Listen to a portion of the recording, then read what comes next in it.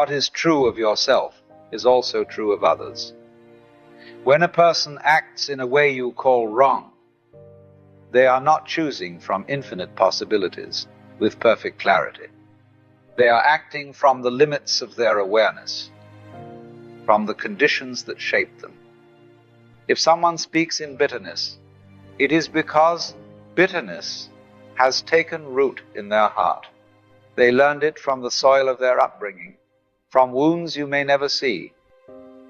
And so, to condemn them outright is to forget that they are already living inside their own punishment.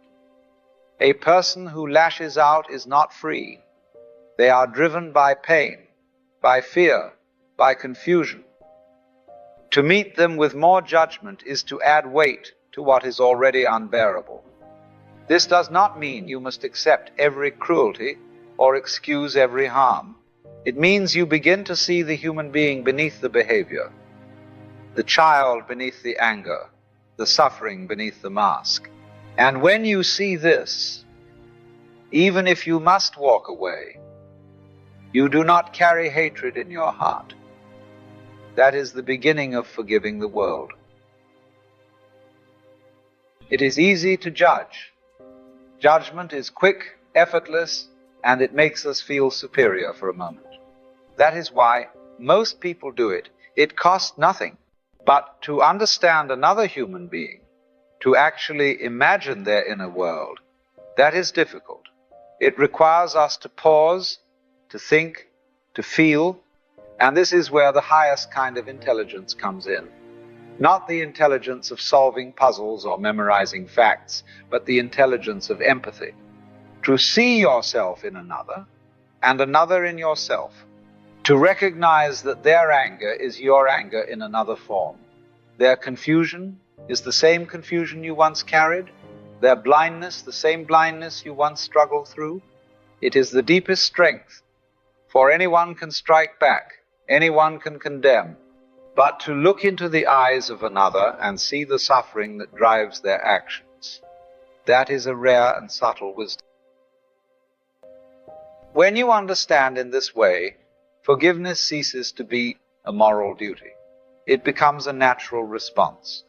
You see, there was never anything to forgive in the first place, only pain to be understood. There is a saying, hurt people hurt people. Pain has a way of reproducing itself, passing from one to another like a contagion. Someone wounded in childhood may grow up to wound their own children. A bitter word spoken to you may be repeated unconsciously to someone else, and so the chain continues, generation after generation. If we do not awaken, if we do not forgive, we simply pass the poison along. We become the very thing we once suffered from. And in this way, the world remains locked in a cycle of resentment and retaliation. Forgiveness is the refusal to play that game. It is the decision not to pass along what was handed to you in anger. It is saying, this stops here. Not because the other person deserves it, but because you no longer wish to carry the burden forward. In that moment, forgiveness is not about them at all. It is about you. It is how you reclaim your freedom from the endless repetition of hurt.